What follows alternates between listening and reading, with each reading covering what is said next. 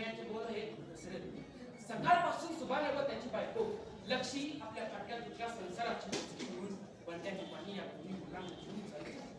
सुभानेच्या डोक्यावर फाटक्या लुगड्यात बांधलेलं गाठोडं होतं.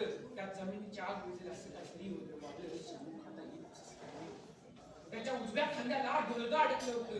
लक्ष दम वाळल्या काट्या, लोखंडी कड आणि लोखंडी सळे घेऊन चालले. बंड्याने पाणी पळत होती. उन्हाचा जोर वाढला तशी जमीन पाहू लागली. त्यांच्या अनुवानी पायांना झटकं बसू लागलं. तशी पाणी रडतच म्हणाली, आई अजून केवढं चालायचं, तुला चालता येत नाही. म्हणाली, चार चक्कर चालल्यावर गाव येते. चार चक्कर चालल्यावर गाव येते या तो चाल पाय आपटत. तसा बंडा पाय आपटतच म्हणाला, आई अजून केवढं चालायचं, मला चाल भूक लागली हाय. बायकाची समजूत म्हणाली, बाबा खेळ केला म्हणजे आपल्या संगीत पैकर मिळत्या, भाकर मिळत्या, एवढं गाव येऊ पद्धत चाल. दिवस पश्चिमेकडे झोपू लागला. सुभाने चलत चलत गावात आला. मारुतीच्या देवळाच्या पटांगणात आपलं सामान टाकलं. लक्ष आपल्या नवीन संसाराची मांडामांड करू लागली. टाकलेली मुलं मात्र गाठोड्याजवळ झोपी गेली होती. आता सुभाने खंडाला ढोलगा अडकत लक्षीला म्हणाला, कुठे हो त्या पोरासनी, आपल्यासनी खेळ करायचा आहे. गेल्या पोरासनी ती उठली. त्यांच्या तोंडावरून हात फिरवत म्हणाली, उतारत आपल्यासनी खेळ करायचा आहे. तुम्हाला द्यायला भाकर नको काय. व्यापक झाली. आता सुभाने ढोलगा वाजवत गावातून बडबडत फिरू लागला, ए पळा पळा डोंबाऱ्यांचा खेळ आला, ए पळा पळा डोंबाऱ्यांचा खेळ आला. तशी बायका पोरांनी एकत्र देखील बंड्यांनी पाणी ढोलग्याच्या तालावर उलट सुलट उड्या मारत होती. हातावर चालत होती. थकल्यामुळे ती मध्येच पडत होती, पण जमलेली माणसं मदतच करत होती. मधूनच मोठमोठ्याने हसत होती. सुभाण्याचा अंतकरण मात्र तीळ तीळ तुटत होतं. आता बंड्याने पाणी पेटलेल्या गोला कटोऱ्यात आर पार जमलेली माणसं कुजबुजू लागली, त्याच्या माडी कसली बराई, कसल्या उड्या मारत्या ती, जाळ्याच्या आर पार सूर मारत्या ती. सुभाण्याला मात्र समजून चुकलं.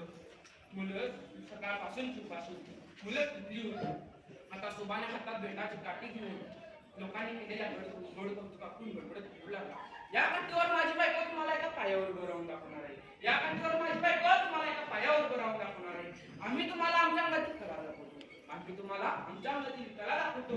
पण आम्हा गरिबांच्यासाठी थोडी थोडी भाकर आणि कोरड्या सामान द्या. लेकरं सकाळपासून उपाशी आहे.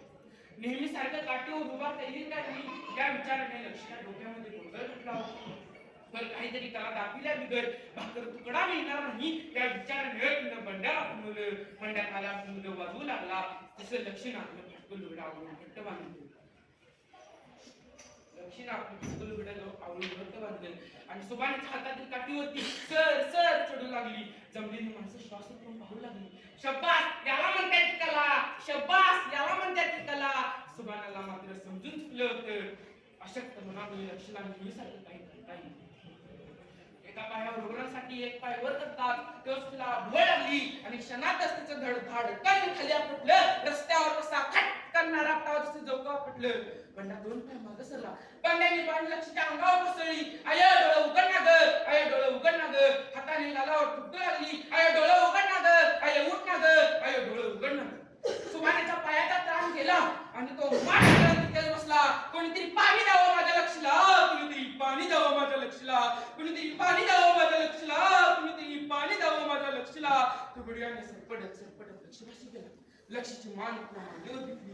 मान मांडीवर घेतात लुडूक एका बाजूला खाली. तो जोरातच म्हणाला, लक्षी अशी कशी पोरासनी सोडून गेलीस ग, लक्षी अशी कशी पोरासनी सोडून गेलीस. पोरांनी आय म्हणून कालवा सोडला, पोरांनी आय म्हणून कालवा सोडला. माणसांच्या खिशातील पैसे खिशातच राहिले. पर चार पैक्यासाठी आणि भाकर तुकड्यासाठी मात्र पोरांची आय मात्र पोरासनी सोडून गेली होती.